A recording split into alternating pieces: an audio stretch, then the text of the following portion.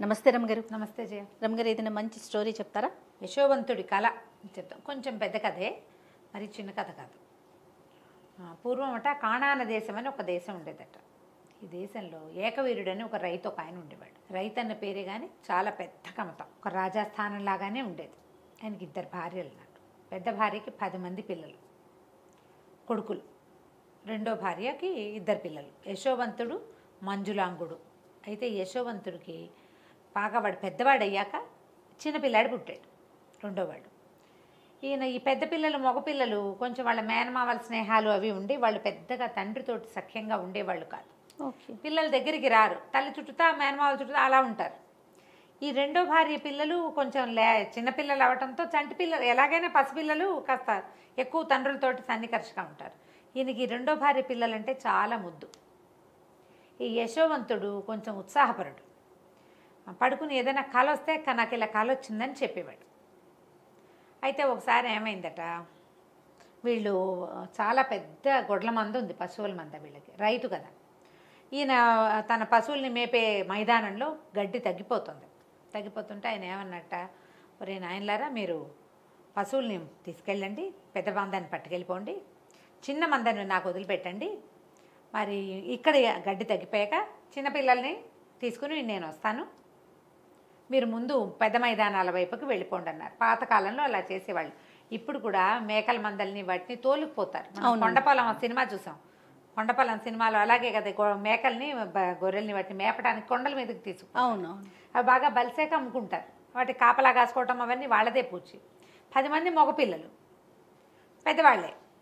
సరే, అందుకని పంపించాడు. పంపిస్తే ఏమైంది, చిన్నపిల్లలు 2 ఇంటి దగ్గర ఉన్నారు. ఈ యశోవంతుడికి ఒక 16 ఏళ్ళు ఉంటాయి, ఆఖరి వాడికి ఒక 4-5 ఏళ్ళు ఆ మంజులాంగుడికి. అయితే యశోవంతుడు ఒకనాటి రాత్రి నిద్రపోతే వాడికి ఒక కల వచ్చింది. ఆ కల ఎట్లా వచ్చింది, తనేమో ఏదో రాజు వేషంలో ఉన్నట్టు, తన అన్నదమ్ములని తను దండించినట్టుగా ఒక కల. ఓహో. వాడికి ఆ కళలు చెప్పడం అలవాటు కదా. అన్నయ్యలు ఎవరూ లేక వాళ్ళతో చెప్దామనుకుంటే ఇంతలో ఏమైంది, వాళ్ళు ఏం చేశారు, ఆ మైదానం మీదకి వెళ్ళిపోయి తండ్రికి కబురు చేయలే. అంటే తండ్రితో సఖ్యం లేదు వాళ్ళకి, నాన్న కంగారు పడతాడు, అలాంటి భావాలు లేవు. వీళ్ళకి ఏ కబురు చేయలే. వీడు నిద్ర లేచి ఆ కళ చెప్పడానికి ఎవరూ లేరు అనుకుంటుంటే తండ్రి అన్నాడు, అరే అబ్బాయి, నువ్వు కాస్త ముందెళ్ళి అన్నయ్య వాళ్ళు ఎక్కడున్నారో చూడు, ఎట్టాగొట్టా కబురు చేయి, మేము కూడా మెల్లిగా వెనకాల బయలుదేరి వస్తానులే, వాళ్ళ సంగతి ఏం తెలియలేదు, ఏదైనా ఇబ్బంది పడుతున్నారో ఏం పడుతున్నారో ఏదో ఒక కబురు చేయమంటే. ఈ యశోవంతుడు తండ్రితో సఖ్యం గలవాడు, తెలివైనవాడు, ఏదో చేస్తాడని ఈ 16 సంవత్సరాల పిల్లవాడిని పంపించాడు. పరిగెత్తుకుంటూ వెళ్ళాడు. వాళ్ళంతా మందతో నిదానంగా వెళ్ళారు. వీడు మేఘాల మీద పరిగెత్తుకుంటూ పోయాడు. పై మైదానంలో అన్నయ్యల్ని కలుసుకునేసరికల్లా ఈ కనపడంగానే వాళ్ళు ఏమన్నారు, ఏంట్రా ఇంకో కళ చెప్పడానికి వచ్చావా అన్నారు. అంటే వీడు అన్నారు, అదేంటో అన్నయ్య, విచిత్రంగా వచ్చింది కళ, మీరందరూ ఇంత బలశాలులు కదా, ఏంటో నేను మిమ్మల్ని దండించినట్టు నా కళ వచ్చింది, నేను రాజులాగా ఉన్నా ఆ కళలో అనేసరికి వాడిని వేళాకోళం చేశారు. ఇంతకుముందు నీకు వచ్చిన కళలు నిజమైనాయి, కొత్తవన్నీ చెప్తావు అన్నాక వాళ్ళకి ఏమనిపించింది, వీడు కల్లో అయినా రాజు అయిపోవటం ఏమిటి, మన వెనకాల పుట్టినవాడు, కల్లో కూడా కాకూడదు. మన తమ్ముడు రాజు అయితే మనకు నచ్చుతుందా? పైగా సవతి మాత్సర్యం ఒకటి ఉంటుంది, ఇది ప్రధానమైంది. వాళ్ళు ఏమన్నారు, వీడి సంగతి చూడాలి, వీడిని ఎక్కడో చోట ఏదో ఒక జంతువుకి ఎరేసేస్తే వీటి రోగం కుదురుతుంది అనుకున్నారు. వీళ్ళందరూ కూడా ఇతని కంటే కాస్త కొద్దిగా పెద్దవాళ్ళు. వీడి వయసు వాడు ఒకడున్నాడు అందులో. వాళ్ళకి వీడు మన తమ్ముడు, వీడిని ఏమైనా చేస్తే నాన్నకి ఏం సమాధానం చెప్తాం, అయినా మనలో ఒకడిని లేదు అలా అనిపించాల. 2-3 వీడిని ఇక్కడే పాతేద్దాం అలా అనేసరికలు మిగిలిన వాళ్ళు ఒప్పేసుకున్నారు. ఒప్పేసుకుని వాడిని ఏం చేశారు, పట్టి తాడు పెట్టి ఈడుస్తూ తీసుకుపోయారు. ఎక్కడో చోట వదిలేయటాన్ని కట్టేసి ఈడ్చుకుపోతుంటే ఏమైంది, వీళ్ళకి ఎవరు కనిపించారు, ఆ దారిలో బానిసల్ని కొనుక్కునే ఒక వర్తకుల బిడారు వెళ్తారు. వాళ్ళు అనుకున్నారు, వీడిని మనం మట్టు పెట్టడం ఎందుకు, అక్కడికి వెళ్ళి పని చేసుకుంటాడు, వీడి వల్ల మనకు డబ్బులు వస్తాయని ఆ బానిసల బిడారికి 20 దినారాలకు అమ్మేశారు, 20 కాసులకి అమ్మేసి డబ్బులు జేబులో పెట్టుకున్నారు. మాట్లాడకుండా ఊరుకున్నారు, తండ్రికి చెప్పల. ఈ వర్తకుల బిడారులో పట్టుబడిన యశోవంతుడు అవతల రాజ్యంలో అమ్మబడ్డాడు, మహారాజుకి బానిసగా అమ్మబడ్డాడు. అయితే ఆయన బానిసలను ఏం చేసేవాళ్ళు, ఇలా కొనుక్కున్నాక వాళ్ళకి ఏంటి జీతభత్యాలు ఏమి ఉండవు, ఆహారం పెడతారు, పని చేయించుకుంటారు. మళ్ళీ వాళ్ళు అమ్మేసి తలుచుకుంటే అమ్మేసుకోవటమే, ఒక వస్తువు వాడు అంతే. అయితే ఈ అంతఃపురానికి దగ్గరలో అతనికి ఒక కొలువులో కుదిర్చారు వాడిని. ఏముంది, దేవుడిలో అన్నం తింటారు, ఇక ఉంటారు, అక్కడే ఉన్నాడు. వీడికి తన కళని విశ్లేషించుకోవటం అవి ప్రాక్టీస్ ఉన్నాయి ముందు నుంచి. ఉన్నాడు అక్కడే. ఈ లోపల ఏకవీరుడు కుమారులను పిల్లల్ని కలుసుకున్నాడు, చిన్నపిల్లాడిని భార్యల్ని తీసుకుని. యశోవంతుడు ఏడంటే ఏడి అన్నారు. మమ్మల్ని చూసి వెనక్కి వచ్చేసాడు, మాకు తెలియదు అనేసరికల్లా అయ్యో చిన్నపిల్లాడిని క్రూర మృగాల బారిన పడేసేసారని ఆ పిల్లవాడి మీద బెంగతోటి చిక్కి శల్యమైపోయాడు తండ్రి. పంచప్రాణాలు ఈ చిన్నపిల్లాడి మీదే పెట్టుకుని బతికేవాడు. కొంతకాలం గడిచింది. అయితే యశోవంతుడు చేరిన రాజ్యంలో రాజుగారికి ఒకనాటి రాత్రి ఒక కల వచ్చింది. చాలా విచిత్రమైన కళ. ఆయన ఎందరికో చెప్పాడు. ఆ కళ తాలూకు ప్రాఫెసీ ఇప్పుడు దీన్ని విశ్లేషణగా చెప్పగలిగిన వాళ్ళు ఎవరు కనపడలే ఆయనకి. ఎవరెవరినో రప్పించాడు. ఆ కళ ఏమిటి, ఒక పెద్ద ప్రవాహం ఈయన రాజ్యానికి ఆనుకొని ప్రవహిస్తోంది. అందులో ఇంచి 7 ఆవులు గట్టెక్కాయి. 7 ఆవులు ఎంత పుష్టిగా ఉన్నాయో, పెద్ద పెద్ద పొదుగులు, పెద్ద పెద్ద ఆవులు, ముట్టుకుంటే జారిపోతాయి చేతులు, ఈగబడితే జారేంత నున్నగా ఉన్నాయి. ఈ 7 ఆవులు మైదానం వైపుకి వచ్చి నుంచున్నాయి. ఇంతలో మైదానంలో ఇంచి 7 బక్క చిక్కిపోయిన ఆవులు వచ్చినాయి. చూస్తూ ఉండగానే ఈ బక్క ఆవులన్నీ కలిసి ఈ పుష్టిగా ఉన్న ఆవుల్ని మింగేసాయి. వింతగా లేదు కళ. ఈ వింత కళని ఆయన ఎందరికో చెప్పాడు. పుష్టిగా ఉన్నాయి ఆవులను కదా, గోదర్శనం మంచిది, కావుని గోవుని తినేయడం మంచిదని ఎలా చెప్తాం? పోనీ గోవుని పులో సింహమో కాదు, గోవే తినటం. దాంతో జనాలు ఎవరు చెప్పలేకపోయారు. అయితే ఆయన మాట్లాడుతూ ఉంటే అది తెలియండి అన్నాడు వీడు పక్కన నిలబడి. ఆయనకు అర్థం కాలే, ఏమిట్రా అన్నాడు. అనేసరికి మీకు వచ్చిన కళ మన పరిస్థితిని సూచిస్తోంది ప్రభు అన్నాడు. నీకు అర్థమైందా అన్నాడు ఆయన. సైనికుడుగా నుంచున్నాడు యశోవంతుడు. నాకు అర్థమైంది ప్రభు అన్నాడు. ఏమర్థమైందో చెప్పు అనగానే 7 పుష్టి ఆవులు అంటే 7 సంవత్సరాల పాటు మనకి బ్రహ్మాండంగా పంటలు పండుతాయి, అద్భుతంగా పంటలు పండుతాయి. తర్వాత 7 బక్క చిక్కిన ఆవులు మైదానంలో ఇంచి వచ్చాయంటే మనకి క్షామం రాబోతోంది 7 ఏళ్ల తర్వాత. ఓహో, ఇప్పుడు మనం ఈ 7 ఏళ్ల సంపదని, ఇప్పుడు ఈ 7 ఏళ్ళు మనం అనుభవించిన సంపత్తుని ఆ తర్వాత 7 సంవత్సరాలు మనని నాశనం చేసేస్తాయి. మనకి రాబోయే మంచికి చెడుకి సూచన ప్రభు మీ కళ అనగానే ఆయన ఆశ్చర్యపోయాడు. ఆ సభలో ఉన్న కార్తాంతికులు ఒకళ్ళిద్దరు ఇది కరెక్ట్గా ఉందని చెప్పారు. ఓకే, మాకు తట్టలేదు, ఏదో అందుతోంది కానీ వీడు బాగా చెప్పాడు అనగానే ఆయన అన్నాడు యశోవంతుడిని, సరే ఈ కళని నువ్వు మేనేజ్ చేయి, ఎట్లా చేస్తావో చెప్పు. అంటే ఏముంది, 7 ఏళ్ళు మనం సంపాదిస్తాం, ఒక్క గింజ వృధా కానివ్వద్దు, నిలవ పెట్టుకోవాలి. ఇప్పుడు ఈ సంవత్సరం మనకి బాగా ఎకరానికి 36-40 బస్తాలు పడ్డేది, 60 బస్తాలు వచ్చిందనుకో, నువ్వు తిన్నంత తిని పారపోసినంత పారపోస్తావు. వచ్చే మొదటి 2 ఏళ్ళు జాగ్రత్త పడతావు, నెక్స్ట్ నెక్స్ట్ ఇయర్ ఇంకో 4-5 ఎక్స్ట్రా పండుతాయి. 2 ఏళ్ళ తర్వాత నీకు జాగ్రత్త వస్తుందా? అస్సలు రాదు. అదే చాలా మంది బిజినెస్ పీపుల్ చేసే పనులు ఇవే. లాభాలు వస్తుంటే ఒళ్ళు తెలియకుండా అయిపోతారు, సడన్గా నష్టం రావడం మొదలు పెడుతుంది. పాత లాభాలేమో వీళ్ళు ఉడాయించేస్తారు, నష్టం రావడం మొదలుపెట్టాక ఇంకా కవర్ చేసే వీలు ఉండదు, ఇలా అయిపోతాం. సరే రాజు అన్నాడు, ఓ పని చెయ్యి, దీన్ని ఎట్లా ప్లాన్ చేయాలో చెప్పు. నువ్వు ఇంత ఐడియా ఉన్నవాడివి, నీకు ఐడియాలు లేకపోవటం ఏం లేదు. అబ్బాయికి 16వ సంవత్సరంలో వీళ్ళకి దొరికాడు. 20 ఏళ్ళు దాటాక ఈ అవకాశం వచ్చింది అతనికి. సరే ఏమైంది, ఇతను ఏం చెప్పాడంటే ఆ సంవత్సరం నుంచి ప్రజలు పండింది వాళ్ళకి అవసరమైంది ఉంచుకుని మిగిలిందంతా రాజుగారి ఖజానాకి గిడ్డంగులకి తరలించేసేయాలి.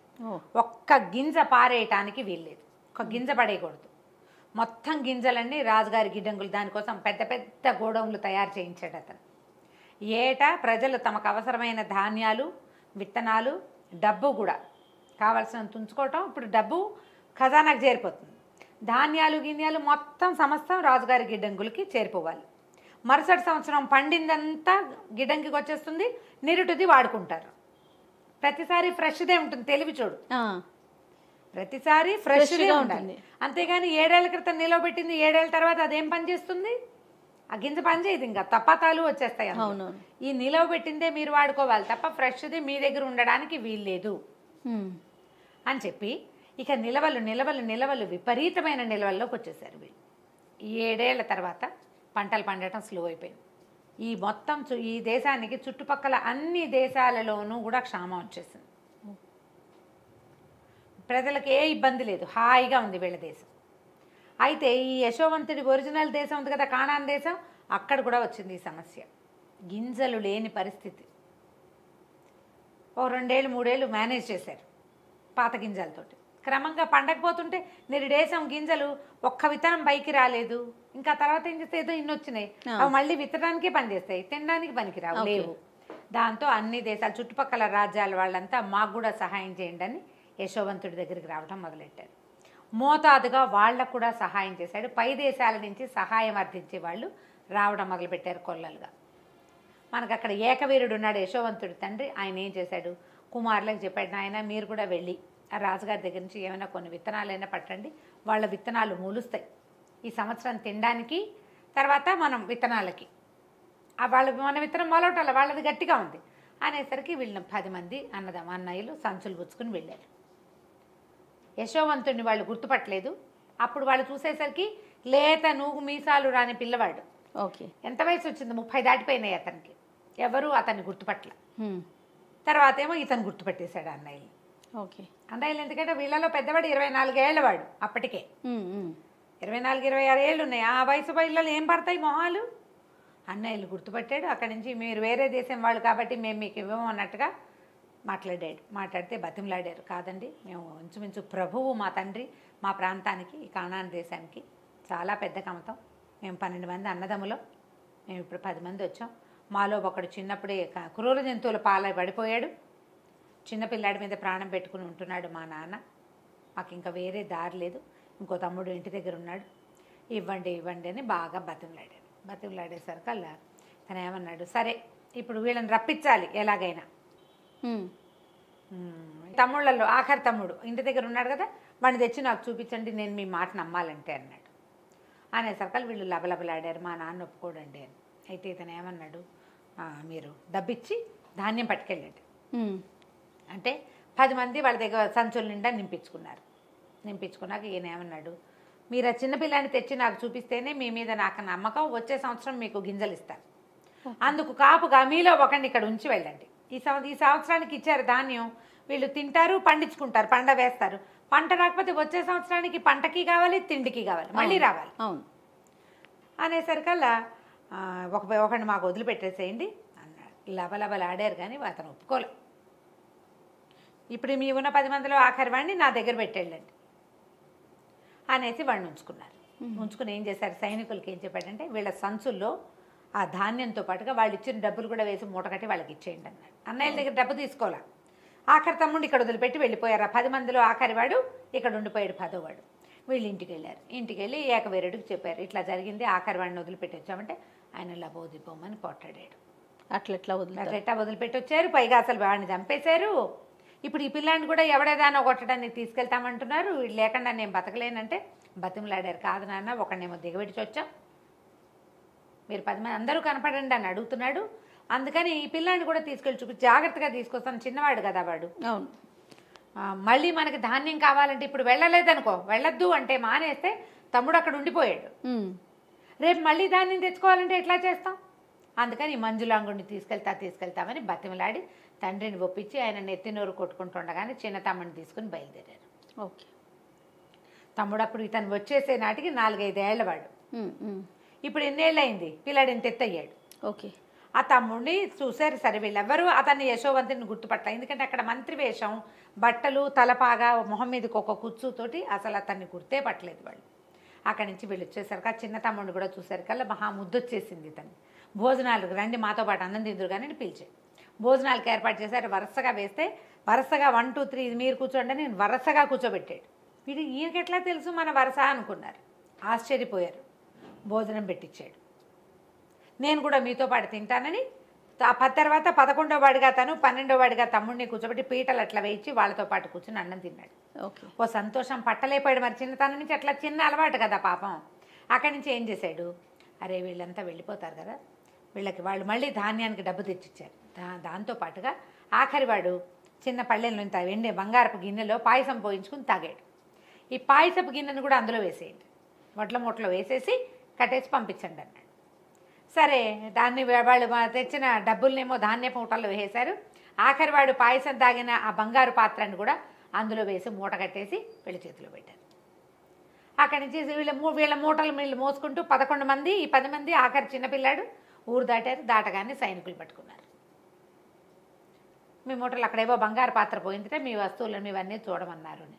చూస్తే వీళ్ళు డబ్బులు ఎందుకు వెనక్కి వచ్చేసినాయో వీళ్ళకి అర్థం కాలేదు. లాస్ట్ టైం కూడా డబ్బు వెనక్కి వచ్చింది, ఏదో పొరపాటు జరిగింది అనుకున్నారు. ఈసారి కూడా తమ మూటల్లో డబ్బులు ఉన్నాయి. ఆఖరి వాడి మూటలో బంగారు పాత్ర కనపడింది. ఆ బంగారు పాత్ర అక్కడి నుంచి పాత్రను పట్టేసుకున్నారు, పిల్లని లాక్కెళ్ళిపోయారు. వీళ్ళు ఏం చేస్తారు, ఈ పిల్లాడు లేకుండా ఇంటికి వెళ్తే తండ్రి చంపేయడు, లాభోదీపమని పరిగెత్తారు. మళ్ళీ వెనక్కి పరిగెత్తి అతనికి ఏంటంటే తండ్రిని చూడాలనుంది, తండ్రి కూడా తమతో ఉంటే బాగుండనుంది, ఏ రకంగా చెప్పాలో తెలియలే, అందుకని ఎత్తెత్తాడనమాట. అక్కడి నుంచి పెద్దవాళ్ళంతా బతిమలాడారు, బాబు మేము చేయలేదండి, పైగా మా పిల్లవాడు అట్లా కక్కుర్తి పిల్లాడు కాదు, వీడు మా ఇంట్లో వీడే కింగు, మేము మలమల వాడిపోయాము గింజలు లేక, అయినా మా ఇంట్లో వెండి పాత్రలు బంగారు పాత్రలు ఉన్నాయండి, వీడు పుట్టినప్పటి నుంచి బంగారు కంచంలో తినేవాడే, వాడికి ఒక్కడికే ఉంది ఆఖరి వాడని బంగారు కంచం, మా వాడు అట్లాంటి పిల్లవాడు కాదని బతిమలాడారు. కానీ కాకపోతే ఏమైంది, అలా వీళ్ళు బతిమలాడి మాట్లాడుతుంటే ఇతను తన తలపాగా ఇవి చుట్టూతా ఉన్న ఉత్తరీయము తీసి పక్కన పెట్టాడు. ఈ చిన్న పిల్లాడు ఒక్క ఎగిరి అన్నను కావలించుకున్నాడు. అప్పటిదాకా తెలియలే వాడికి, పైగా మంత్రి గారు మొహంలో ఒక మొహం పెట్టి ఏం చూస్తాడు, అవును పక్కన కూర్చున్నాడు. దానికి తోడు కావలించుకునేసరికి వాళ్ళు నిర్కాంతిపోయారు. ఒరే ఏమిట్రా అన్నారు వాళ్ళు. వాళ్ళల్లో ఒకళ్ళిద్దరు దగ్గరికి వచ్చి పిల్లాడిని లాగబోయేసరికల్లా వాళ్ళకి కనపడింది వాడి తండ్రిదే, వాడి మొహం. అందరు ఆశ్చర్యపోయారు. అప్పుడు వాడికి జరిగిందంతా చెప్పాడు. ఒక బండి పంపించి తండ్రిని తల్లుల్ని రప్పించుకున్నాడు. వాడికి వచ్చిన కళ ఎలా నిజమైంది, తను రాజుగా ఉన్నట్టు మిగతా వాళ్ళంతా కూడా అన్నయ్యల్ని దండిస్తున్నట్టు వచ్చిన వాడి కళ ఇన్నేళ్లకి కళలు ఫలిస్తాయి. రాజుగారి కళ కూడా ఫలించింది. ఇలాంటిది జరుగుతుందని ఊహించకుండా వాడేదో తను రాజైపోయాడన్న కోపంతో ఈ పని చేశారు. వాళ్ళకి బాధగానే ఉంది, ఆ తమ్ముడిని మిస్ చేసుకున్నామని. ఇక చేయగలిగేది ఏమీ లేదు. తర్వాత యశోవంతుడు తన అన్నయ్యల్ని తన రాజ్యంలోనే ఉంచుకున్నాడు. అతను మంత్రిగా ఎంతకాలమో చేశాడు. ఆ కానాను దేశంలో ఉన్న వీళ్ళ పొలాలన్నిటినీ కూడా తమే వెళ్ళి స్వాధీనం చేసుకున్నారు. సో కళలు ఫలిస్తాయని అనుకోవాలి. నమస్తే రమ్మగారు. నమస్తే రమ్మగారు. మోసపోవటం, రకరకాల విషయాలు రకరకాలుగా మోసపోతూ ఉంటారు. అది చిన్నది కావచ్చు, పెద్దది కావచ్చు. డబ్బుల దగ్గర ఎక్కువ, మరీ ఎక్కువ అనమాట. ఎందుకని అలా జరుగుతుంది అంటే, డబ్బు అనేసరికి మనం ఎక్కువగా ఇంట్రెస్ట్ చూపించడం అంటే ప్రాధాన్యం ఇవ్వటం వల్ల ఎదుటి వారితో మనం ఎక్కువగా మోసగింపబడతారేమో అని అనుకుంటా ఉంటాను నేను. అవును, డబ్బుల మీద వ్యామోహంతో ఏంటంటే చిన్న పిల్లల దగ్గర నుంచి పెద్దవారి దాకా డబ్బు అనగానే అదొక అంటే ఇంకా బ్రహ్మ పదార్థం. అదే కదరమ్మ గారు, దాని మీదే ఆసక్తి ఉంటుంది. మనకి అత్యంత ఆశపోతనం, చాలా సంపాదించేసుకోవాలి, చాలా దాచేసుకోవాలి, చాలా ఉంచేసుకోవాలి. వీటి వల్లే మోసపోతాం. అసలు మోసం చేయటానికి జనాలు ఎంత నమ్మిస్తారంటే, చాలా నమ్మితే కానీ మోసం చేయలేరు కదా జయ. ఎప్పుడు చూడు మనకి ఏమిటంటే ఏమనాలి దాన్ని సరిగ్గా చెప్పాలంటే, అదేం విడిగా ఉండదు ఆ పదార్థం. మనం బాగా నమ్మితేనే మోసం చేయగలుగుతారు. మనం ఎవరిని బాగా నమ్ముతాం, బాగా ఎస్టాబ్లిష్డ్గా ఉన్న వాళ్ళని కదా. వీళ్ళ దగ్గర నుంచి ఒకళ్ళు చిట్ ఫండ్ కంపెనీయో ఓ ఉద్యోగాలు ఏవో ఒక 25-30 మందికి ఉద్యోగాలు ఇచ్చారనుకో, అప్పుడు వాళ్ళందరికీ ఉద్యోగాలు వచ్చినాయని మనం కూడా నమ్ముతాం. లేకపోతే వాళ్ళందరూ బాగా డబ్బులు వచ్చి ఏదో చేసేసుకుంటున్నారని, ఈ బిజినెస్ చేస్తే వాళ్ళంతా సంపాదించేసుకున్నారని. ఈ మోసం చేసేవాడు ఏం చేస్తాడు, సాధారణంగా బాగా ఎస్టాబ్లిష్ చేస్తాడు, 2-3 ఏళ్ళు నమ్మిస్తాడు. జనాలు నమ్మిన కొందికి వాడికి మోసం చేసే అవకాశాలు పెరిగిపోతాయి. అంతే. అవును. అందరూ దిగిపోయాక, అన్ని పక్కల నుంచి జనాలు దిగాక, వాడికి సర్ప్రైజ్ మనీ ఏర్పడ్డాక ఎత్తేస్తాడు. వ్యాపారం నడుస్తున్న నాళ్ళు నడుస్తుంది. ఎత్తేదలుచుకుంటే అవతల వాళ్ళ నమ్మకమే వీడి పెట్టుబడి. అంతేగా, 100% ఈజీగా మోసం చేసేయచ్చు డబ్బు విషయంలో. చిన్నవి ఓ 100 రూపాయల నోటు కింద పడేసి ఇది మీదేనా అని అడిగి, అలాంటి చిన్న మోసాలు. సినిమాల్లో ఇలాంటి ట్రిక్కులు చూస్తూ ఉంటాం. అక్కడి నుంచి పెద్దవి, ఇక బిజినెస్లు, బోర్డులు తిప్పేటాలు, బ్యాంకులు బోర్డులు తిప్పేటాలు, బ్యాంకులనే మోసం చేసేవాళ్ళు. ఏమిటి తాడిని తన్నేవాడు ఉంటే వాడు తలని తన్నేవాడు ఇంకొకటి. అత్యాశ ఒక కారణం అనుకోవాలి కదా. ప్రధానమైంది మనుషులకు ఉండే గ్రీడీనెస్, అత్యాశ, కావాలి ఇంకా కావాలన్న కోరిక. మంచి మంచి కథలు ఉంటాయి జయ వాటి మీద. అవునా? మోసకారి కథలు ఎన్నో మనకి చాలా చెప్పుకున్నాం మనము. కానీ కథా సరిసాగర్ నుంచి ఒక కొత్త కథ చెప్దాం. తప్పకుండా. ఇంతకుముందు చాలా చెప్పాం కదా. ఒక ఊళ్ళో శివుడు మాధవుడు అని ఇద్దరు ఫ్రెండ్స్ ఉండేవాళ్ళు. పరమ మోసకారులు వాళ్ళిద్దరు. ఇది డైరెక్ట్గా దొంగతనం చేయటం లాంటివి కాదు, మోసం చేసి సంపాదించటం. వాడిమ్మన్నాడని వీడి దగ్గర, వీడిమ్మన్నాడని వాడి దగ్గర చెప్పడం, మాటలతో బురిడి కొట్టించేసేయటం. ఇక వాళ్ళు ఉన్న ఆ రత్నగిరి అనే ఊళ్ళో అందరినీ మోసం చేశారు వాళ్ళు. ఏదైనా పెద్ద ఎత్తున జరిపి ఏం చేసేవాళ్ళు, వీళ్ళు రోజువారీ హాయిగా తినడానికి, తిరగడానికి, ఆడుకోవడానికి సంపాదించుకునేవాళ్ళు. సంసారాలు లేవు, కుర్రాళ్ళు. ఇప్పుడు ఇలాంటి వాళ్ళు అంటే అగ్నికి వాయువు తోడైనట్టే. ఒకడు దొంగ వెదవైతే వాడికి ఫ్రెండ్ ఉంటే ఇద్దరు కలిసి చేస్తారు. అవును, అంతే కదా. ఒకడు దొంగతనం చేస్తాడు, రెండో వాడు ఎస్కేప్ ప్లాన్ చేస్తాడు. అవునండి. ఇలాంటి తెలివితేటలు ఉండి ఉండి వీళ్ళు ఏమనుకున్నారంటే, ఇక్కడ చిన్న చిన్న ఊరు, ఇది చిన్న ఊళ్ళల్లో ఇక లాభం లేదు మన సంగతి, పెద్ద ఊళ్ళకి వెళ్ళాలి, ఎక్కడైనా బాగా సంపాదించాలి. అయితే ఎవరిని బురిడి కొట్టించాలి అని ఒక రెక్కీ నిర్వహించుకున్నారు వాళ్ళు. ఆ నిర్వహించిన రెక్కీలో ఉజ్జయిని రాజపురోహితుడు. ఉజ్జయిని నగరం చాలా పెద్దది. రాజపురోహితుడికి రాజుగారి దగ్గర బోలెడంత మంచి పేరు. పైగా అతను బాగా సంపాదించాడు. 7 కుండల బంగారు నాణ్యాలు ఉన్నాయి అతని దగ్గర అని ఊళ్ళో చెప్పుకునేవాళ్ళు. మహాగ్రీడి, పిసినారివాడు. పావలా కూడా పోనిచ్చేవాడు కాదు. ఓ కూతురుంది, పిల్లకి పెళ్లి చేయలేదు. మహా డబ్బు పిచ్చి ఆయనకి. అతన్ని మోసం చేయాలి, కొడితే ఏనుగు కుంభస్థలాన్ని కొట్టాలి. సరే వీళ్ళిద్దరూ ఏం చేశారు, మంచి ప్లాన్ వేసుకుని ఉజ్జయిని నగరానికి వచ్చారు. ఈ శివుడు అన్నవాడు పోయి అక్కడ తపస్సు చేసుకోవటం మొదలుపెట్టాడు. శ్మశానం దగ్గర ఉండటం మొదలుపెట్టాడు. ఓ శ్మశానంలో, ఒక శ్మశానానికి దగ్గర ఓ చిన్న గూడు లాంటిది, చిన్న గుడారం లాంటిది తీసుకుని అక్కడ సిద్ధుడిలాగా తపస్సు చేసుకుంటున్నాడు. రోజులు గడిచాయి, జనాలు చూస్తున్నారు, ఎవడో ఇక్కడ ఒక సిద్ధుడు ఉన్నాడు, వాడు తపస్సు చేసుకుంటున్నాడు అని. జనాన్ని నమ్మించాలంటే కొంగ జపంలాగా జపం చేయాలి కదా.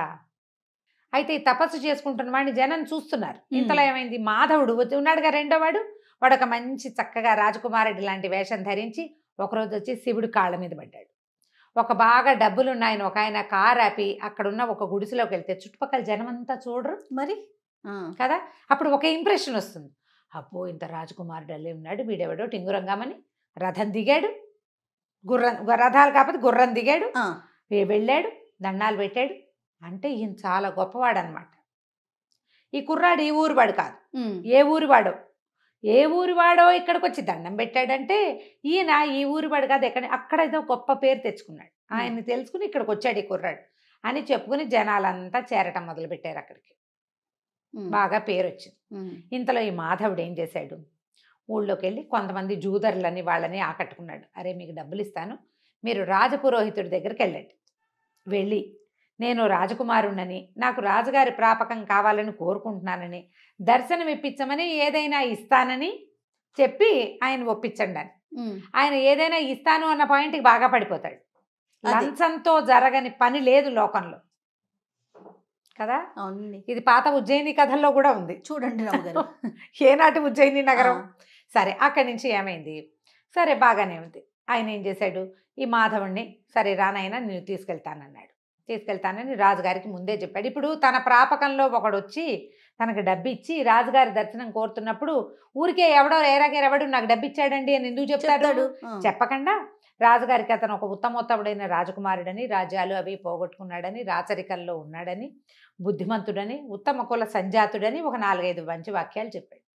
ఈ వచ్చిన కుర్రాడు వీడు చక్కటి టిప్పిటాప్గా దొంగ వెధవలకి చక్కటి ముఖ కవళికలు ఉంటాయి, వాడు బాగుంటాడు.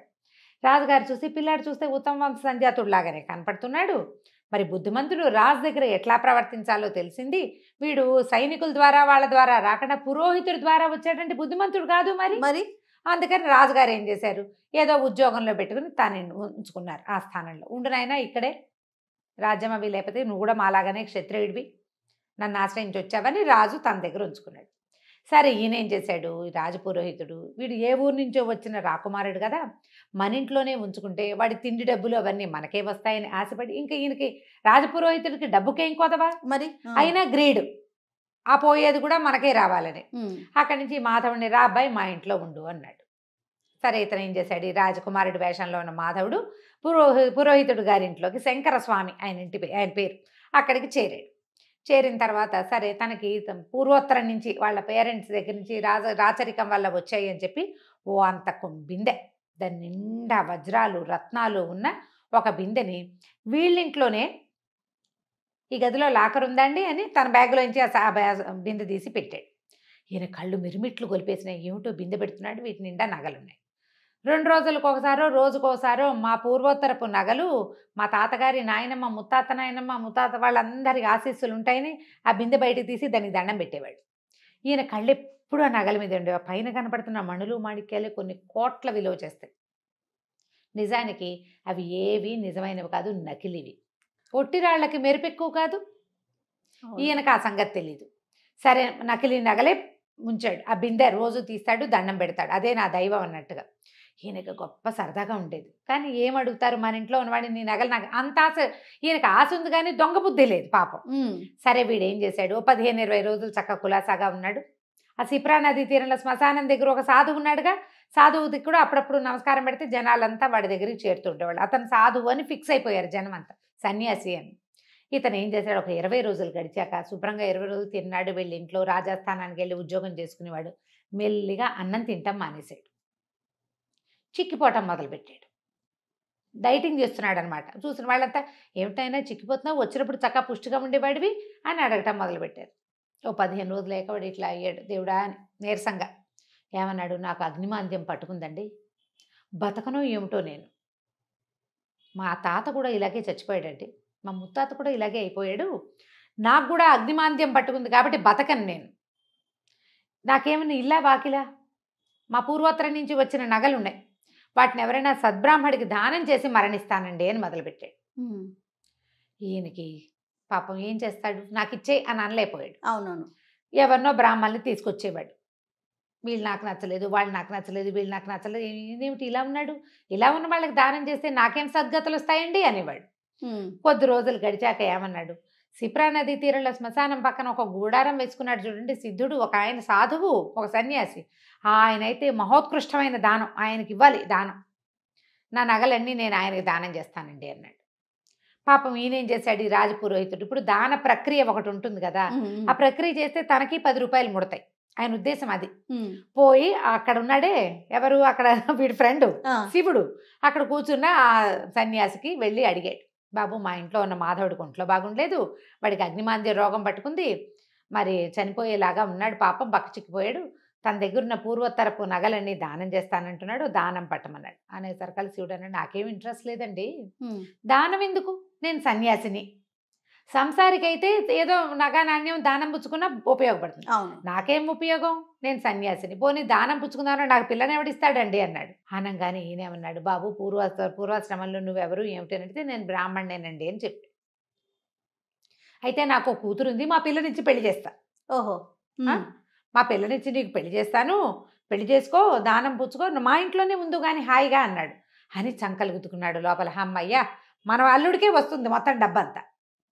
సరే ఈయన కాసేపు నసిగి గునిసి, సరేలేండి పాపం ఆయన ఎవరో వర్ణాసన్నుడుగా ఉన్నవాడి కోరిక తీర్చాలి, తమరింత పెద్దవారు ఇంత మాట అన్నారు, కన్యాదానం కూడా చేస్తామంటున్నారాయే, అలాగే లేండి అన్నాడు. వెంటపెట్టు తీసుకొచ్చి వినయ స్వామిని, ఆ పిల్ల పేరు, ఆ తమాషా పేర్లు ఉంటాయి ఈ కథా సరిత్సాగరంలో, ఆ వినయ స్వామిని ఇచ్చి పెళ్లి చేశాడు. పెళ్లి చేసిన 2 రోజులకి ఈతంతోటి ఆ మొత్తం బంగారపు కుండ ఉంది కదా, కుండ నిండా ఉన్నాయి వజ్రాలు రత్నాలు ఆభరణాలు పూర్వోత్తరపు నగలు, అవన్నీ దానం చేయించాడు. అయితే ఇతనేమన్నాడు, ఈ నగల సంగతి నాకేం తెలుస్తుందండి, మీరే దాచండి అని మామగారి చేతిలో పెట్టాడు శివుడు. మాధవుడు ఆ రోజు నుంచి అన్నం తింటాం మొదలుపెట్టాడు. నెల తిరిగేసరికి చక్కగా నున్నగయ్యాడు. దానం చేసిన ఫలితం వల్లే ఆరోగ్యం చేకూరింది.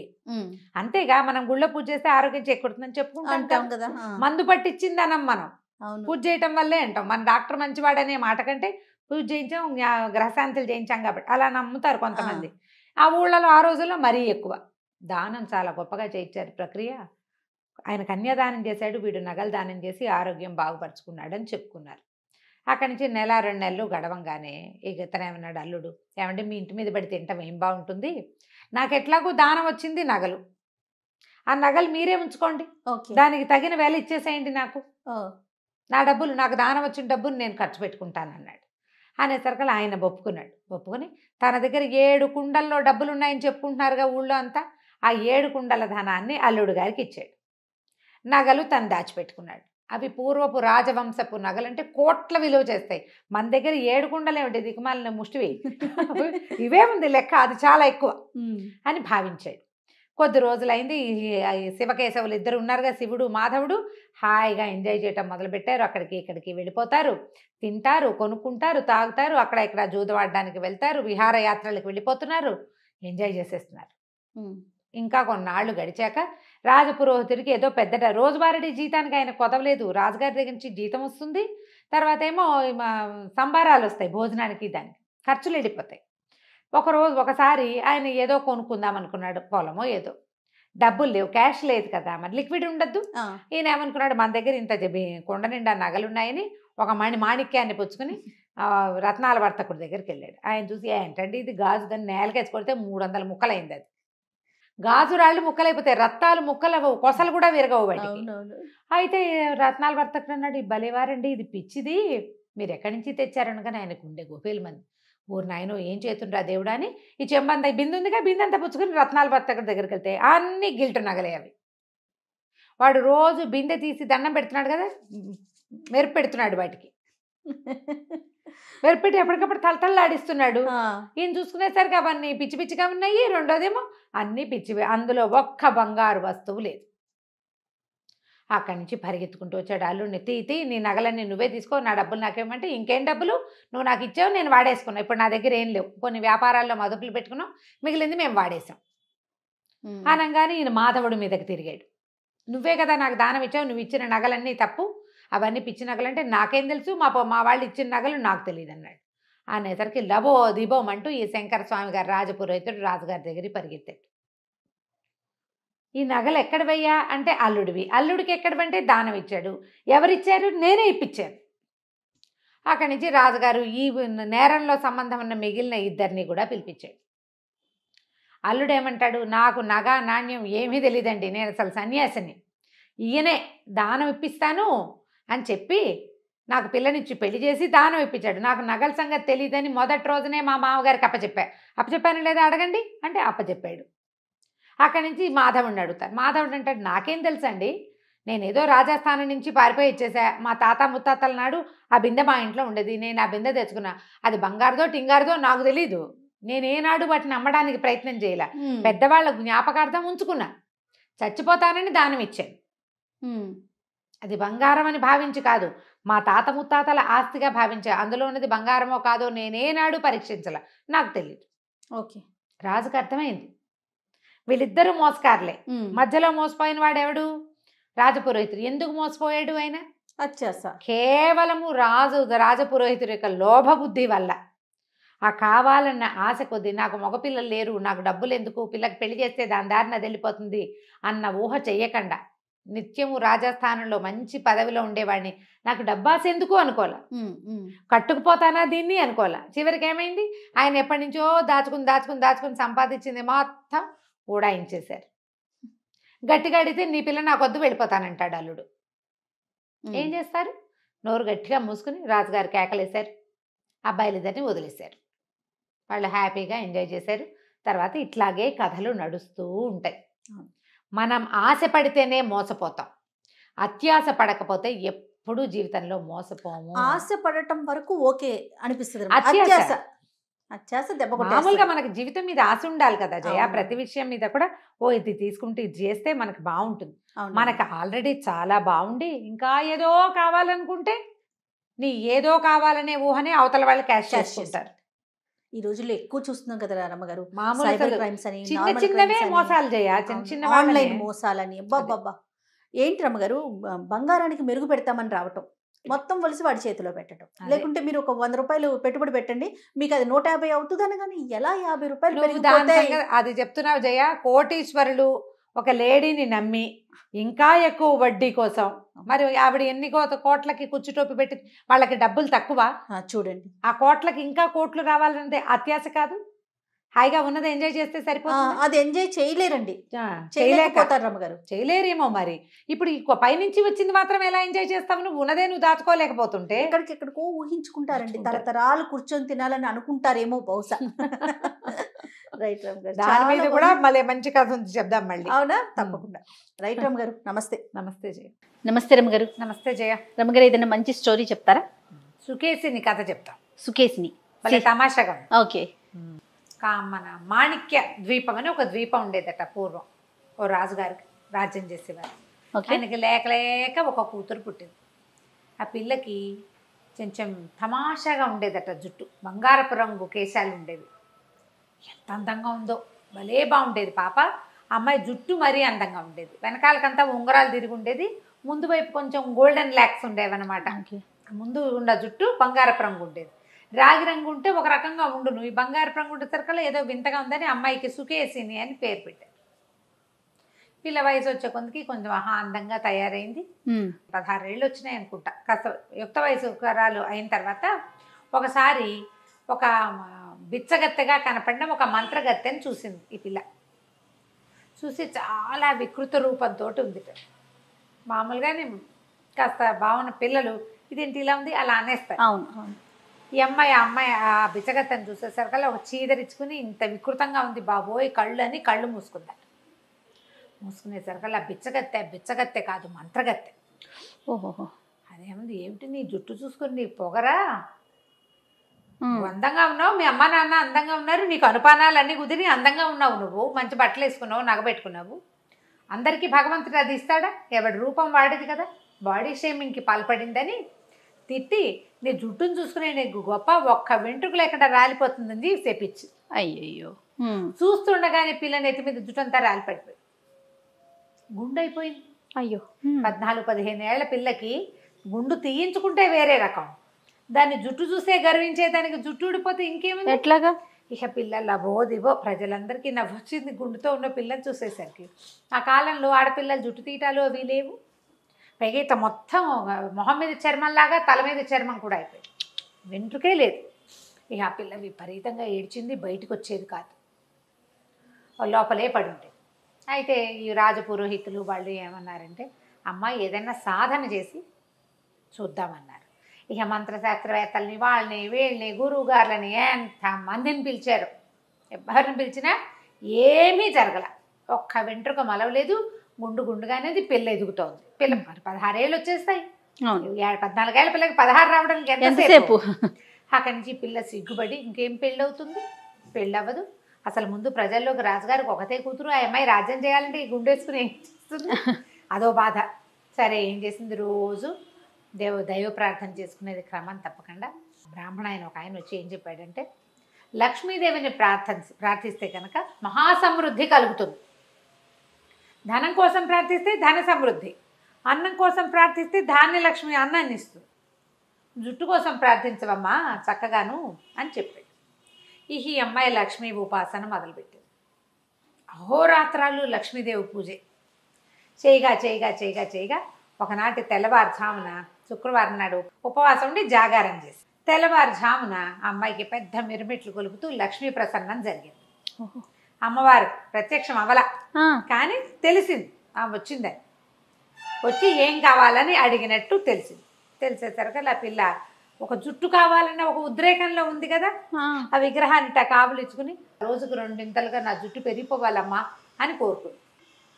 2 నాకు జుట్టు పెరగాలి అన్న కోరికకి తెల్లవారేసరికి టకా టకా టకా టకా పెరిగిపోవటం మొదలుపెట్టింది. జుట్టు పెరిగిందా, కానీ పెరగటం ఆగల.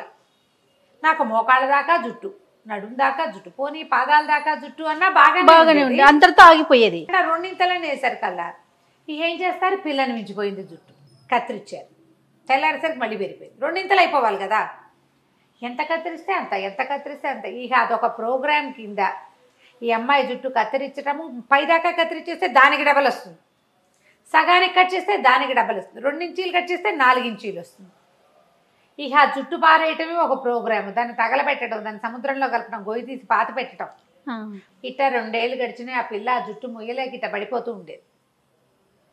సరే రాజుగారు ప్రకటన ఇచ్చారు, ఎవరైతే యువరాణి జుట్టు పెరుగుదలని ఆపుతారో వాళ్ళకి అమ్మాయినిచ్చి వివాహం చేస్తామని. ప్రతివాడు వస్తారు, ఏం చేస్తారు, ఇంతలావు జడ, దాన్ని కత్తిరించడం, జడ చూస్తుండగానే టుకు టుకు టుకు టుకు పెరిగిపోతుంది, ఇంత బారుస్తుంది అంతే. సరే కొద్ది రోజులు అట్లా గడిచింది. ఈ లోపల ఏమైందంటే ఒక రణసింహుడు అనే ఒక కుర్రవాడు నేను ప్రయత్నం చేస్తాను అని వచ్చాడు. జనం ఊరికే చూసారు, ఎవ్వరూ ట్రై చేయలే, ఇది భగవద్దత్తమైనది, దానికి ఎవరేం చేస్తారు, అంతే కదా. సరే ఏం చేశాడు, 5-6 సార్లు కత్తిరించి చూశాక అతనికి ఒక ఐడియా వచ్చింది. అయితే ఓ పని చేస్తాను అని చెప్పి తను అంతఃపురానికి బయట నిలబడి ఓ పని చేయి, నీ జుట్టు ఏ టైంలో పెరుగుతోందో తెలుసు కదా నీకు అన్నాడు. తెలుసు ఆ అమ్మాయికి, అమ్మవారు అనుగ్రహించింది కదా అప్పుడు పెరుగుతుంది. ఆ సమయంలో ఓ పని చెయ్యి, జుట్టుని పైన కడ్డీకి కట్టేసి నిదానంగా దిగి వచ్చేసేయి నువ్వు అని చెప్పాడు. జుట్టు ఎంత జుట్టు ఆ అమ్మాయికి మించి 5-6 ఇంతలు ఉంది. కత్తిరించి బిసుగుపుట్టి అట్టగా ఈడ్చుకుంటూ తిరుగుతుంది. ఖాళీ ఉన్నప్పుడు కట్ చేస్తారు, లేకపోతే ఆ జుట్టు పుచ్చుకు తిరుగుతూ ఉంటుంది అట్టగే. ఎవరైనా మోస్తారు ఆ అమ్మాయి జుట్టుని వెనకాల. సరే ఇది చెప్పేసరికల్లా కుర్రాడు, ఈ అమ్మాయి ఏం చేసింది, ఉయ్యాలకి కడ్డీలు వేస్తారు కదా బాల్కనీలో, ఆ బాల్కనీ కడ్డీకి తన జుట్టు కోసని పైకి మూడేసి నిదానంగా తన జుట్టే పట్టుకుని జారి కిందకి రావటం మొదలుపెట్టింది. బాగా ఇంత దగ్గరకు వచ్చాక ఈ అబ్బాయి ఏం చేశాడు, అమ్మాయి జుట్టు పైదాకా మెడ కిందకి వీపు మీదకి కత్తిరించేసి అమ్మాయిని పట్టుకున్నాడు. అతను పొడుగాటి వాడి, పిల్లని చుట్టూ 5 feet 5.5 feet, అతను 6 అడుగుల పైన ఉన్నాడు. కత్తిరించేసరికల్లా అంటే అమ్మాయి నుంచి జుట్టు కత్తిరిస్తే పెరుగుతోంది, ఇప్పుడు జుట్టు నుంచి అమ్మాయిని కత్తిరించాడు. ఓకే, జుట్టు బలంతో కదా వేళ్లాడుతుంది, కత్తిరించేసరికల్లా జుట్టు పెరగటం ఆగిపోయింది. బాగుందిగా, ఇప్పుడు ఇంకా బాగుంటుంది. కానీ అమ్మాయి పెరగడం మొదలుపెట్టింది. అయ్యో, ఇది ఇంకా విచిత్రం. ఇక అమ్మాయి పెరగటం మొదలుపెట్టింది. అట్ట భవనాలు చాలలేదు, మహాకాయురాయిలు అయిపోయింది. ఇప్పుడు ఏం చేయాలి, అమ్మాయి పెరుగుదల ఎలా ఆగాలో తెలియలే. ఆ పిల్లకి విరక్తి పెట్టింది, పెళ్లి వద్దు, పేరెంటం వద్దు, ఎటగొట్ట ఉంటాను, ఎటగే ఉంటాను, రోజు కొంచెం కొంచెం కొంచెం చొప్పున ఎలా అయిందో మహా పెద్ద పర్సనాలిటీ. ఎండావాన అన్నీ అమ్మాయి మీదేను. సరే ఏమైంది, ఇంతలో పక్క రాజ్యం వాళ్ళు వీళ్ళ మీద యుద్ధానికి వచ్చారు. పోనీ అమ్మాయి ఇంత పెరిగింది కదా, దీని ఫాయిదా ఉఠాయిద్దాం అనుకున్నారు ఎలాగోలాగా. యుద్ధం చేయటం కంటే ఈ అమ్మాయి మంచి స్టౌట్గా కూడా ఉంది, అంటే వెడల్పుగా బలంగా ఉంది పిల్ల. ఈ 16-17 ఏళ్ల పిల్ల, బలంగా ఉన్న పిల్ల అదే సైజులో పెరిగితే మరి కొంచెం పుష్టిగా ఉన్నట్టే కదా. ఆవిడకి ఏం చెప్పారు ఐడియా, అమ్మ ఓ పని చేయి, ఈ మాణిక్య ద్వీపం ఉంది కదా, ఇది సముద్రంలో, దీనికించి తీసుకుపోయి ఇంకో చోట బయలుకిచ్చి పెట్టేయమన్నారు. ఆ అమ్మాయి సముద్రంలో 2 కాళ్ళు వేసి నిలబడింది, మాణిక్య ద్వీపాన్ని ఎత్తేసరికల్లా మన రాజకుమార్ అంటున్నాడు కదా రణసింహుడు, గబగబా అమ్మాయి భుజాల మీదకి ఎక్కాడు. చీమ పాకినట్టుంది, అమ్మాయికి ఏం తెలియదు ఎంత ఎత్తుందో. అయితే ఇప్పుడేమన్నాడు, ఎక్కి చెవిలో చెప్పాడు, నేను రణసింహుడిని, నువ్వు కంగారు పడుతూ నేను నీ జుట్టు కత్తిరించేస్తాను. మెడ మీద ఎక్కి నుంచున్నాడు, జుట్టు కత్తిరించేస్తాను, నువ్వు సైజు తగ్గటం మొదలు పెడతావు, నీ అసలు సైజుకి రాగానే నీళ్ళలోకి దిగి ఈదటం మొదలుపెట్టు, నీ ఒరిజినల్ సైజు వచ్చేస్తుంది అని చెప్పాడు. ఇది ఈ పెరుగుదల అనేది ఏదర్ మనిషి ఆ జుట్టుకు ఉండిపోయింది అది. ఓకే, అక్కడి నుంచి ఏం చేశాడు, పెద్ద కత్తెర పుచ్చుకుని అమ్మాయి భుజాల మీద నుంచి అమ్మాయి మాణిక్య ద్వీపాన్ని పెళ్లగిస్తుంటే జుట్టు కత్తిరించడం మొదలు పెట్టాడు రణసింహుడు. జుట్టు మెడ దాకా కత్తిరించేశాడు. మెడ దాకా కత్తిరించగానే ఇంత పొడుగైపోయిన అమ్మాయి 30 సైజ్ తగ్గిపోయింది. నార్మల్గా వచ్చిందా? నార్మల్గా వచ్చేసింది. నార్మల్గా వచ్చేసింది. రణసింహుడు అన్నాడు, ముందే చెప్పాడు, మనం ఇద్దరం సముద్రం అంతా ఈదాల్సి వస్తాము, మనం ద్వీపంలోకి వెళ్తానికి సరేను అని ఒప్పుకుంది. సరే ఇద్దరు కలిసి ఈదుకుంటూ బయటకు వచ్చారు. రాజకుమార్తె ఒరిజినల్ సైజులోకి వచ్చేసింది. అమ్మయ్య అనుకున్నారంతా. కానీ మళ్ళీ జుట్టు పెరగటం మొదలుపెట్టింది. మళ్ళీ మళ్ళీ రెండింతలు పెరిగిపోవడం, కత్తిరించడం. సరే దీనికి ఇంకో ఉపాయం. మరి ఇప్పుడు ఎట్లాగైనా సరే రాజకుమార్తె జుట్టో మనిషో తగ్గించాలి. అంతే, తగ్గించి ఆ అమ్మాయిని మామూలుగా చేసి పెళ్లి చేసుకుంటేనే దీనికి ఈ రాజ్యానికి రాజు అవుతాడు. అవును. సరే ఏం చేశాడు, ఈసారి ఒక పని చేద్దామని పెద్ద త్రాసు పెట్టించాడు. రాజకుమార్తెను ఒక దాంట్లో కూర్చోబెట్టాడు. ఇప్పుడు ఇది అమ్మాయి మీద నుంచి లాగి సగం జుట్టుని అందులో వేశాడు. కొంచెం కొంచెం కత్తిరించడం మొదలెట్టాడు, అది పెరగటం మొదలుపెట్టింది. ఈ కత్తిరించిన జుట్టు రాజకుమార్తె ఒకే సైజుకి వచ్చేదాకా కత్తిరించేసేట. ఓకే, సమానంగా తూగాక ఇక జుట్టు పెరగటం మానేసింది. అమ్మాయి పెంచాలో జుట్టును పెంచాలో కన్ఫ్యూషన్ వచ్చింది ఆ వరానికి. అమ్మాయికి పెరుగుదల వరం. ఆ తర్వాత ఇంకేమీ పెరగలేదట. ఎంత తమాషాగా ఉందో చూడు. 50s రాయబడిన కథ జయ ఇది. ఆ తర్వాత ఈ సుకేసునికి సహజంగా అమ్మాయికి ఎంత జుట్టు ఉందో అంత జుట్టే ఉంది. అలాంటి బంగారు ముంగురులే ఉన్నాయి. రణసింహుడును సుకేసిని ఇద్దరు వివాహం చేసుకున్నారు. మాణిక్య ద్వీపానికి రాజు రాణిగా ఎంతో కాలం హాయిగా ఉన్నారు. దీంట్లో లాజిక్లు వెతకండి, సరదాగా ఉండే ఒక పిల్లలకి చెప్పుకునే ఒక కథ అంతే. రైట్, కంచికి మనం ఇంటికి. నమస్తే. నమస్తే రమగారు. నమస్తే జయ. రమగారు, అప్పు ఇచ్చేటప్పుడు లేదా పుచ్చుకునేటప్పుడు సంతకాలని, సాక్ష్యాలని రకరకాల హడావుడి చేస్తూ ఉంటాం. అలా చేసినా కూడా మోసం చేస్తారు, మోసపోతూ ఉంటాం కదా. ఇప్పుడైతే ఇంకా లేటెస్ట్ టెక్నాలజీ, స్టాంప్ పేపర్లని, రిజిస్ట్రేషన్ అని, ఇంకొక సాక్షి అనేసి. ఇదివరకు రోజుల్లో ఎలా ఉండేదండి? ఇలాంటి మోసాలు జరుగుతూ ఉండేవా? ఇలా సాక్ష్యాలు కూడా ఉండేవా రమ్మగారు? సాక్షి ఉండాలి కదా, ఎవరో ఒకళ్ళు మధ్యవర్తులు. మధ్యలో ఒకళ్ళు ఉండి ఒకళ్ళు అప్పు ఇచ్చేవాడు, ఒకళ్ళు తీసుకునేవాడు. ఒక కాగితం రాయించుకోవటము, లేకపోతే ఫలానా వాళ్ళు ఊళ్ళో ఉన్న పెద్ద మనుషులు ఎవరో మధ్యవర్తిగా ఉండటము, మున్సబ్ గారు, కరణం గారు ఎవరైనా మధ్యలో ఉండి ఇప్పించటము, వాళ్ళ మాట నడవాలి కదా, అలా ఉండేది. అయితే అన్ని చోట్ల అలా ఉండదు కదా. ఏదో మనం తెలుసు కదా అని 10, 20, 25 చేబదుళ్ళు ఇవ్వటం, అలా చేసేవాళ్ళు ఇదివరకు.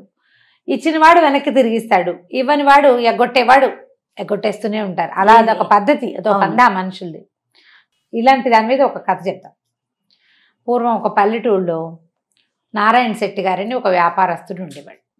ఓ రోజు ఆయన కొంచెం వర్షాకాలం ఎక్కడికో నడిచి వెళ్తున్నాడు. అప్పట్లో అంతా నడకలే కదా. వెళ్తుంటే ఆయనకు కోటయ్య అని ఒక రైతు కనపడ్డాడు. కనపడేసరికల్లా ఏదో పిచ్చాపాటి మాట్లాడుకున్నారు. ఆ కోటయ్య ఏమన్నాడంటే, బాబు వానాకాలం వచ్చేసింది, ఇల్లంతా కురిసిపోతుంది, రూపాయి లేదు, చాలా కష్టాల్లో ఉన్నాను, ఇల్లు కప్పించుకోవాలి మొదట, తర్వాత ఏమో ఇల్లు కప్పటంతో పాటుగా కొంచెం వ్యవసాయానికి కొద్దిగా పెట్టుబడి కూడా కావాలి అని చెప్పి ఒక 200 ఇప్పించండి, వీలు వెంబడి తీర్చుకుంటాను అన్నాడు. అనేసరికి ఈ నారాయణ శెట్టి గారు కొంచెం మెతకవాడు. సరే, ఆ దారిలో నడుస్తూ ఏమన్నాడు, అలాగేలే కోటయ్య, ఎప్పుడు చెల్లేయగలవు చూసుకుని చెప్పన్నాడు. చూస్తుంటే, ఏముంది బాబు, ఈ వ్యవహారం అంతా తెమిలి ఇల్లు కప్పేసుకుంటాము, పొలం పంట వేస్తాను, పంట వచ్చాక మీ డబ్బు మీకు ఇవ్వనా పువ్వుల్లో పెట్టి అన్నాడు. అనేసరికల్లా ఇప్పుడు దారే పోతున్నారు ఇద్దరు ఒక దారిలో. అక్కడ ఎవరుంటారు మధ్యవర్తులు? కాగితాలు రాసుకోవడానికి నువ్వు వాళ్ళ ఇంటికో వాళ్ళు మీ ఇంటికో వస్తే ఏదో కాగితము ఒక వ్యవహారము. రోడ్డు మీద నడిచి వెళ్ళేటప్పుడు కదా ఈయన ఏం చేశాడు, రొంటినున్న నోట్ల కట్టలోంచి 200 రూపాయలు తీసి కోటయ్య చేతిలో పెట్టాడు. నోట్లు వచ్చినాయి ఈ కథ నాటికి. పని చేసుకో, వీళ్ళు వెంబడి తీర్చేసేయి, వడ్డీ ఏం వద్దులే అని చెప్పాడు. వడ్డీ వద్దులే అని చెప్పిన వాడు ఎంత మంచివాడు మరి. సరే, పని అయిపోయింది, వర్షాకాలం పోయింది, తర్వాత కోటయ్య పనులు అయిపోయినాయి. 2 సంవత్సరాలు గడిచినాయి.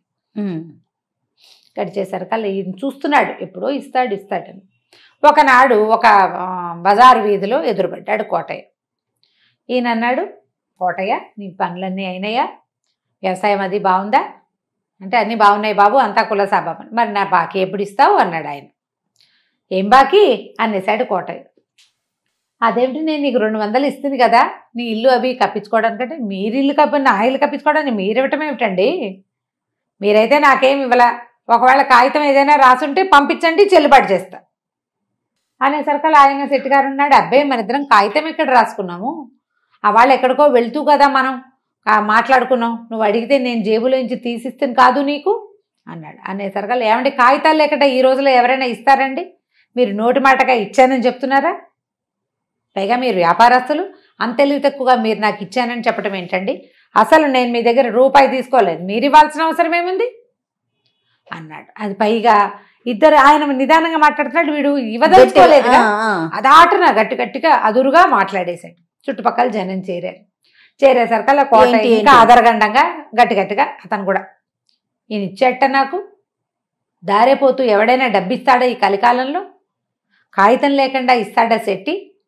ఇలా అంటున్నాడు, 200 ఊరికే వచ్చినయ్యా, అది 5 అని అరిచి కేకలు పెట్టాడు. నారాయణ శెట్టి గారు చాలా మృదు స్వభావి, మంచివాడు, కొంతమందికి తెలుసు, అందరికీ తెలిసినా కూడా ఈ కాగితం పత్రం లేకుండా శెట్టి ఎందుకు ఇస్తాడు డబ్బు. కొద్దిమంది అతని పక్షం, కొంతమంది ఈయన పక్షం అయ్యారు. అయితే ఈ జనాల్లో ఎవరో ఒకళ్ళిద్దరు ఏమన్నారంటే, శెట్టి గారు ఎందుకంటే వచ్చే బాధన, మున్సబ్ గారి దగ్గర తీసుకెళ్దాం తగాదాని, ఆయన చూస్తాడు కదా. సరే, అక్కడి నుంచి ఏమైంది, మున్సబ్ గారికి కోటయ్య తెలుసు, నారాయణ నారాయణ శెట్టి శెట్టి గారు తెలుసు. తెలుసు. సరే రేపొద్దున మున్సబ్ గారికి చెప్దామనుకుని ఆ గొడవల నుంచి ఆయన లేచి వెళ్ళిపోయాడు. ఇంటికి వెళ్ళి అన్నం తిని పడుకున్నాడు. మర్నాడు పోయి మున్సబ్ గారింటికి వెళ్ళి చెప్పాడు, మేము ఎక్కడికో వెళ్తుండగా ఇట్లా కనపడ్డాడు, ఈ విషయం చెప్పాడు, ఇల్లు కురుస్తోంది, తాటాకు కొట్టించుకుని సిద్ధంగా ఉంది కానీ నాకు డబ్బులు లేవు, ఇట్లా ఇట్లా ఉందన్నాడు, నేను డబ్బు ఇచ్చాను, వీలు వెంబడి తీరుస్తానన్నాడు అని వివరం చెప్పాడు. చెప్పేసరికల్లా ఆయన ఏం చేశాడు, ఈయన పెద్ద మనిషి కదా, కోటయ్య కబురు చేశాడు కానీ కోటయ్య ధైర్యం ఏంటి, కాగితం లేదు, సాక్ష్యం లేదు. లేకపోయేసరికల్లా సరే ఇద్దరు తమ వాదనలు ప్రతివాదనలు మున్సబ గారు కూర్చున్న చిన్న సభ, ఒక 6-7 పెద్దవాళ్ళు, ఊరు జనం కొంతమంది, అతని వెనకాల వచ్చేవాళ్ళు, అతని చుట్టాలు, ఈయన వెనకాల వచ్చి ఈయన దగ్గర పనివాళ్ళు చుట్టాలు చేరారు. గుంపంతా రచ్చబండ దగ్గర చేరతారు చూడు పల్లెటూళ్ళు అంతే. సరే మున్సబ గారు అన్నాడు, కాదండి మరి మీరు డబ్బిచ్చేటప్పుడు సాక్ష్యం లేదు కదా, అక్కడ ఎవరు లేరు, ఇంకేముంది, మీరు ఎక్కడ ఉంటున్నారంటే చెట్లు ఉన్నాయండి, దారిలో నడుస్తున్నాం, మర్రి చెట్లు అవి ఉన్నాయి, అయితే సరే మర్రి చెట్టుని సాక్ష్యాన్ని పిలుద్దాం అనేసరికి అందరూ నవ్వారు సభలో వాళ్ళు. మర్రి చెట్టు సాక్ష్యం అంటే ఎందుకు ఉండదు, చెట్టుకు ప్రాణం లేదా అంటే ఉంది, చెట్టుకు ప్రాణం ఉంది కాబట్టి అది పెరుగుతుంది, ప్రాణం లేని చెట్టు ఏమవుతుంది, చచ్చిపోతుంది. ప్రాణం ఉన్న చెట్టు పెరుగుతుంది, శాఖలుగా అటు ఇటుగా వెళ్తుంది, ఆకుపచ్చగా చిగురేస్తుంది, గాలికి రెమ్మాడిస్తుంది. ప్రాణం లేనిది ఏమి ఆడించదు, కదలదు కదా, దుంగలా ఉంటుంది. కాబట్టి చెట్టుకు ప్రాణం ఉంది, చెట్టు కూడా సాక్ష్యం చెప్తుంది అని చెప్పి శెట్టి గారు మీరు ఒక పని చేయండి, మీరు ఏ చెట్టు దగ్గర డబ్బు ఇచ్చారని మీరు అనుకుంటున్నారో ఆ చెట్టు దగ్గరికి వెళ్ళి రేపు సభలో సాక్ష్యం చెప్పడానికి రమ్మని చెప్పిరండి అంటే సరేనండి అని నారాయణ శెట్టి గారు నడుచుకుంటూ పోయేసరికల్లా ఎప్పటికీ రాలా. ఈ మున్సబ్ గారు అన్నాడు, ఏమిటి శెట్టి గారు ఇంకా రాలేదు, ఇంతసేపు అయింది అనగానే ఈ కోటయ్య అన్నాడు, ఎక్కడండి ఆ పొలం గట్టు చెరువు గట్టు అంతా నడిచెళ్ళద్దా, చెరువు గట్టు అంతా నడవాలి, అసలే వర్షాకాలం బురదగా ఉంది, ఈ బురదలో ఆయన నడవాలి, ఆ ముందుకెళ్ళాలి, తోపులోకి వెళ్ళాలి, తోపులో తాడి చెట్ల మధ్యలో ఉన్న మర్రి చెట్లని అసలు మర్రి చెట్టు ఏదో ఆయన గుర్తుపట్టాలి, ఓ సమయం పట్టదు మరి అన్నాడు. ఆనంగాని మున్సబ్ గారు లేచి చేతికరతో పెడేయాలమని ఒకడు కొట్టాడు కోటయ్యని. దొంగ వెధవా, ఆయన నీకు ఎక్కడ డబ్బు ఇచ్చాడో నీకు తెలుసు, అసలు మర్రి చెట్టు ఏదో తెలుసు, నువ్వు డబ్బు తీసుకుని మోసం చేస్తున్నావు, ఇలా చేస్తున్నావు. జనమందరికీ అర్థమైపోయింది ఏం జరిగింది. 2 దెబ్బలు కొట్టేశాడు ఆయన. పెద్ద మనిషి నీ అవసరానికి నోటి మాటకి డబ్బిస్తే నిన్న ఆయన్ని రోడ్డు మీద అల్లరి చేసి ఇవాళ తీర్పు కూడా తీసుకొచ్చావు నువ్వు. చెప్పేసిందిగా మర్రి చెట్టు సాక్ష్యం అంతే. ఆయన తిరిగి వచ్చేసరికల్లా కోటయ్య చెవులు 2 పుచ్చుకుని గొంతు కూర్చుని ఉన్నాడు రోడ్డు దీని మీద రచ్చబండ దగ్గర. తప్పు చేసిన వాళ్ళకి వేసేసి పనిష్మెంట్ 200కి ఈ 2 సంవత్సరాలకి వడ్డీ కట్టించి ఇచ్చారు. అప్పుడు ఆయన ఏమన్నాడు మొదటగా శెట్టి గారు, వడ్డీ వద్దన్నాడు.